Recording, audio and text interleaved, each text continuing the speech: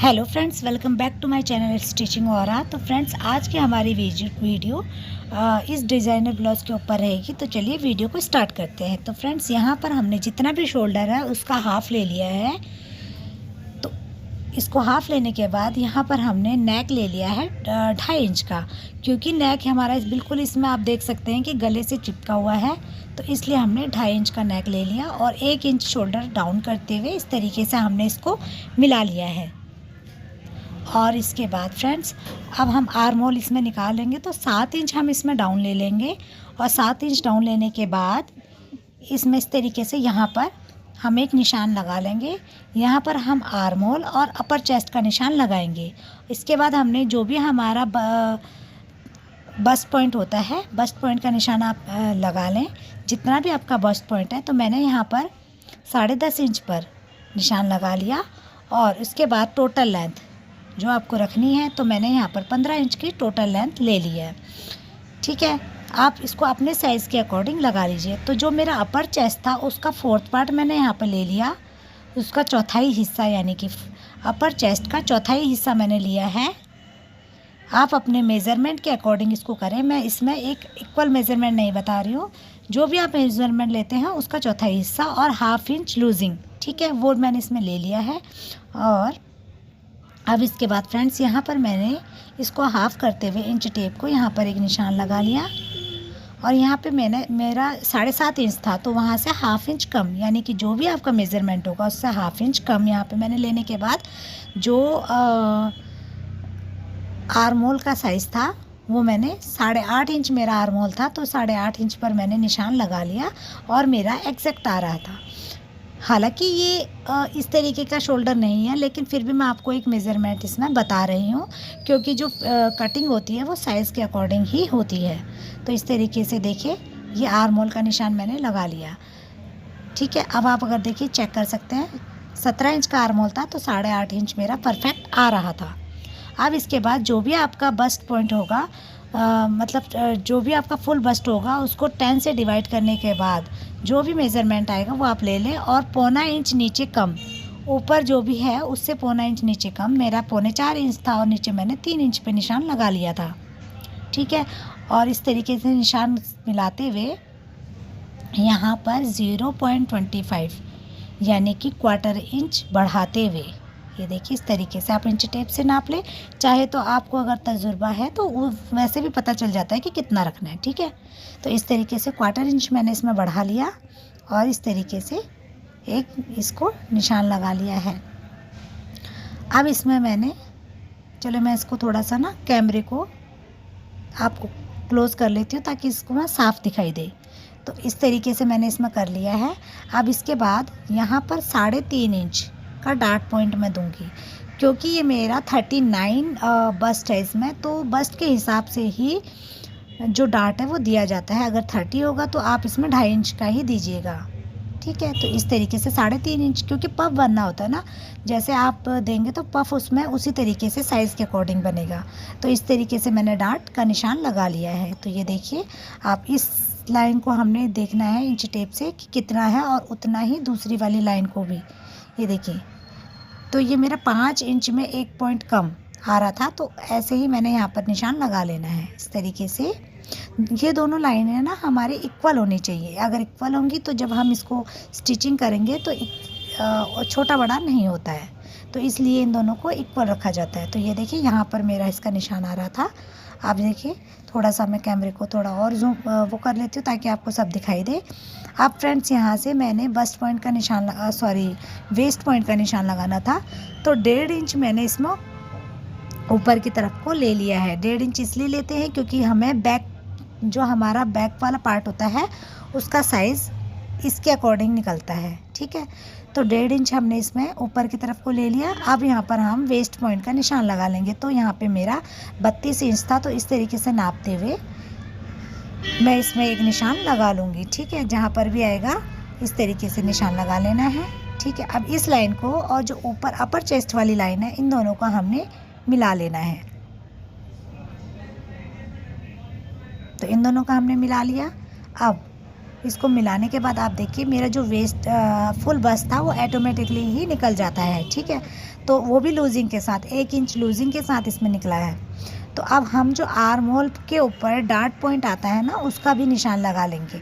Arm hole के ऊपर dart लगाना ज़रूरी है, क्योंकि अगर हम इसको नहीं लगाएंगे तो यहाँ से लूज़ रहेगा, परफेक्ट यहाँ पे पफ नहीं बनेगा। तो ये देखिए इस तरीके से आप लेते हुए गोलाई देते हुए, इस तरीके देखो कितनी बेहतरीन गोलाई आई है।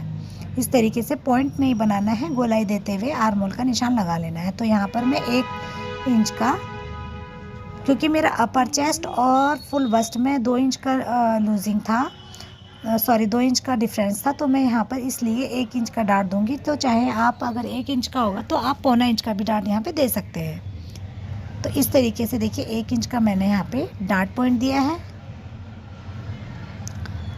और ये देखिए जो मेरा प्रिंसेस है ना, वो किस तरीके से बन के तैयार होता है, अभी आप देखिएगा। ये देखिए इस तरीके से निशान लगाना है। जितना अच्छा आप ड्रॉ करेंगे, यानी कि जितना अच्छा आप यहाँ पे कटिंग करेंगे, उतना ही अच्छा आपका स्टिचिंग भी होगा। तो ये दोनों लाइनें ना, ये वाली लाइन और ये वाली लाइन इक्वल होनी चाहिए। तो मैंने इंच टेप से नाप ली थी, दोनों लाइनें मेरी बराबर थी। ठीक है, जब हम इसका आर्म होल कटिंग करेंगे तो आपको वहाँ पर पता चलेगा कि एक लाइन देखिए, अभी आप देख सकते हैं मेरी आगे आ रही है। ठीक है, तो फ्रेंड्स ये हमने कर लिया। अब हम इसमें नेक का निशान लगा लेंगे। ठीक है, तो क्योंकि ये मेरा नेक जो है ना बिल्कुल गले से चिपका हुआ है, तो मैंने यहाँ पर 4 इंच का नेक लिया है और इस तरीके से नेक की गोलाई दे देनी है।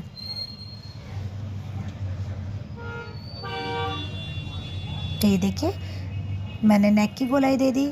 अब इसके बाद जो जिस तरीके से यहाँ पर शेप है, उसी के अकॉर्डिंग मैं यहाँ पे, ये देखिए मैंने आधा इंच का शोल्डर लिया, केवल हाफ इंच का शोल्डर लिया है। इमेज में आप देख सकते हैं हाफ इंच का शोल्डर मैंने लिया है। तो इस तरीके से,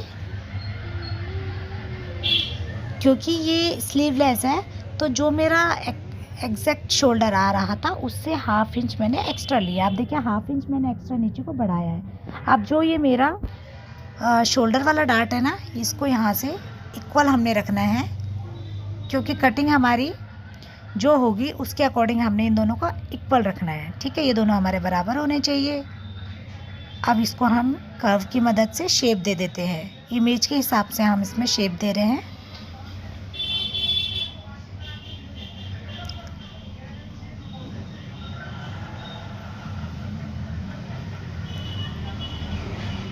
अब इसे हम देखिए, मैंने ना दूसरा चौक ले लिया ताकि आपको एग्जैक्ट दिखे। ये देखिए, तो ये मैंने शेप इसमें दे दिया है फ्रेंड्स। अब शेप देने के बाद इसको फिर से हमने एक बार नाप लेना है, ये हमारे इक्वल होने चाहिए। ठीक है, तो अब हम इसकी कटिंग कर लेंगे।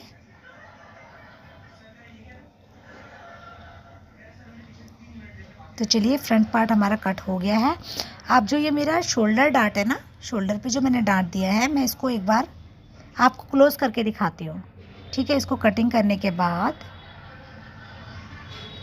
इस तरीके से इसे हम टेप की मदद से या फिर स्टेपलर की मदद से एक बार आप क्लोज कर लीजिए। देखिए थोड़ा सा मैंने यहाँ पे टेप लगा लिया, तो देखिए कैसे पफ बनने लग गया है ना। तो यही हमारी बस्ट को एक सुंदर सा शेप देता है। देखिए बिल्कुल मैंने एग्जैक्ट लगाया था, तो ज़्यादा मेरा शेप कितना बेहतरीन बन के आया है। ठीक है, जो एक्स्ट्रा था वो मैंने हटा दिया है। तो ये मेरा इस तरीके से बन गया। अब हम इसमें बैक पार्ट की कटिंग करेंगे। तो बैक पार्ट की कटिंग के लिए मैंने एज इट इज़, जैसे मेरा फ्रंट वाला पार्ट था उसको एज इट इज़ बिल्कुल मिलाते हुए रख लिया है। मिलाने के बाद अब जो मेरा शोल्डर है ना, उसको इस तरीके से निशान मैंने लगा लिया। ठीक है, और फ्रेंड्स क्योंकि ये मेरा जो नेक है ये थोड़ा सा डीप नहीं है, तो इसमें हाफ इंच मैंने ऊपर की तरफ से एक्स्ट्रा लेना है। ठीक है, अगर इस तरीके का आपका नेक होता है तो हाफ इंच एक्स्ट्रा ले लिया। ये मैंने ऊपर की तरफ से हाफ इंच एक्स्ट्रा लिया। अब शोल्डर की तरफ से भी मैं हाफ इंच एक्स्ट्रा लूँगी। देखिए इस तरीके से आप देखते जाइए। ठीक है, ये मैंने निशान एज इट इज़ लगाया। अब मैंने इंच टेप से रखते हुए हाफ इंच एक्स्ट्रा ले लिया है। जहाँ पर भी आ रहा है वो निशान लगा लो। अब इस तरीके से, अब ये जो शोल्डर है इस तरीके से इसको आगे बढ़ा लेंगे। ठीक है, ये देखिए इस तरीके से आगे बढ़ा ले। इससे क्या होता है ना, जो हमारा नेक वाला एरिया होता है वो बढ़ जाता है।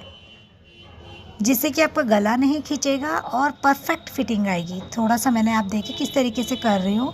बिगिनर्स जो नए लोग हैं ना, उनके लिए थोड़ा सा दिक्कत इसमें आ रही होगी कि क्या ही कर रही है, लेकिन अगर आप थोड़ी भी स्टिचिंग जानते हैं, सिलते हैं, तो आपको इसमें कोई परेशानी नहीं होगी। तो इस तरीके से जो मेरा अपर चेस्ट है ना, उसका जो निशान आ रहा था विदाउट लूजिंग, 1/2 इंच आप देख सकते हैं फ्रंट में मैंने लूजिंग लिया था, तो इसमें लूजिंग नहीं लेना। बैक पार्ट में आपको बिल्कुल भी लूजिंग नहीं लेनी।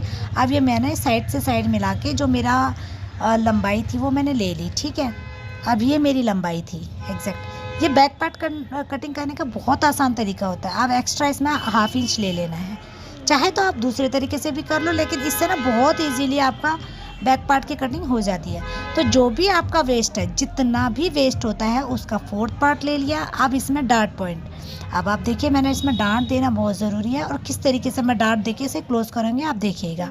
ये मेरा अपर चेस्ट, इसमें फुल बस्ट का निशान नहीं लगता। ये अपर चेस्ट का निशान लगा लिया, और ना ही लूजिंग आती है, क्योंकि जो हमारा बैक का सरफेस होता है वो हमारा एकदम से प्लेन होता है, इसलिए उसमें कोई उभार नहीं होता। तो ये देखिए नेक मैंने 1 इंच डाउन किया, सिर्फ 1 इंच डाउन किया है, ठीक है। इस तरीके से शेप दे दी, और अब इसकी कटिंग हम कर लेंगे, ठीक। कटिंग करने के बाद मैं इसमें जो डार्ट है उसको भी निकालती हूँ। साइड से मैं इसमें डार्ट दूँगी, ठीक। साइड से मैंने इसमें 1/4 इंच की डार्ट दी है, और डार्ट को अब मैं क्लोज कर लूँगी टेप की मदद से। ये डार्ट ना फैब्रिक में जब आप कटिंग करेंगे ना फ्रेंड्स, तो फैब्रिक में नहीं आएगी, ठीक है। ये एज इट इज़ ही इसमें सिर्फ इसीलिए फर्मा कटिंग होती है। जो ये डिज़ाइनर ब्लाउज़ होते हैं, मैं बार बार बोलती हूँ, डिज़ाइनर ब्लाउज़ की कटिंग फर्मा कटिंग होती है। देखिए जो हमने एक्स्ट्रा लिया था इसलिए लेते हैं, जब हम डार्ट को क्लोज करते हैं ना, तो वहाँ पर थोड़ा सा अंदर की तरफ को चला जाता है। अब ये इक्वल हो गया, बराबर हो गया, देखिए, ठीक है। अब इसमें जो हमारे बैक पट्टी है उसको भी हम 1.5 इंच की बैक पट्टी मैंने इसमें रखी है। आप अपने अकॉर्डिंग 2 इंच भी रख सकते हैं, 1 इंच भी रख सकते हैं, जितना भी आपको बैक रखना आप रखिए। तो ये देखिए मेरी बैक पट्टी का निशान मैंने लगा दिया। उसके बाद मैं नेक का निशान लगा लूँगी, जैसा कि इमेज में दिया गया है। जिस तरीके का नेक है उसी तरीके का मैं इसमें निशान लगा ले रही हूँ, ठीक। तो अब हम इसकी कटिंग कर लेते हैं। चाहे तो आप इसमें ना जो ये पट्टी है इसकी अलग कटिंग, और जो साइड वाला है इसको अलग कटिंग भी कर सकते हैं। वो आप जैसा भी चाहें, वो आपके अकॉर्डिंग है, ठीक है। ये इस तरीके से मैंने कर लिया है। तो ये मेरा बैक पार्ट कटिंग हो गया है। तो ये देखिए, आप फ्रंट और बैक, अब जो ये फ्रंट वाला डार्ट है ना, वो हमने नहीं हटाया था। चलिए मैं इसको भी हटा के आपको दिखाती हूँ। ये मैंने फ्रंट वाला पार्ट डार्ट हटा दिया। अब ये देखिए, हटाने के बाद मैंने ना जो शोल्डर था वो मिला के देखा। अब साइड में हम आपको मिला के दिखाते हैं। ये देखिए इक्वल आ रहा है, बिल्कुल इक्वल साइड बैठ रहा है, ठीक है। और जो ऊपर की शोल्डर है ना, वो भी देखिए आप इस तरीके से बराबर बैठ रही। जब हम जोड़ेंगे तो कुछ भी छोटा बड़ा नहीं होगा। ये हो गया। अब हम इसमें ना जो अगर आप चाहे तो 1 डार्ट भी इसमें दे सकते हैं इसी तरीके से, ठीक है। अगर आपको प्रिंसेस वाली डार्ट देनी है तो इसको आप हटाइए, इसे कट कर दीजिए, ठीक है। बस एक चीज़ का ध्यान रखिए, ये जो ना ये बिल्कुल जो एक्स्ट्रा है इसको आप हटा दीजिए। गोलाई आपकी बहुत बेहतरीन आनी चाहिए, शेप बहुत अच्छी आती है इससे। अब ये जो ये वाला पॉइंट है, नोक नहीं बननी चाहिए, इस नोक को भी मैं हटा देती हूँ। इसको बहुत कम हटाना होता है। और ये देखिए कितना बेहतरीन बन के तैयार हो गया। अब मैं इसको मिला के दिखाती हूँ। देखिए किस तरीके से ये मिल रहा है, बिल्कुल, है ना। जब जोड़ेंगे ना तो बहुत अच्छी फिटिंग आएगी। तो फ्रेंड्स ये देखिए किस तरीके से मैंने इस वाले ब्लाउज़ की कटिंग करी। अगर आपको मेरा ये वीडियो अच्छा लगता है तो प्लीज़ वीडियो को लाइक कीजिए और चैनल को सब्सक्राइब कीजिए। Thanks for watching.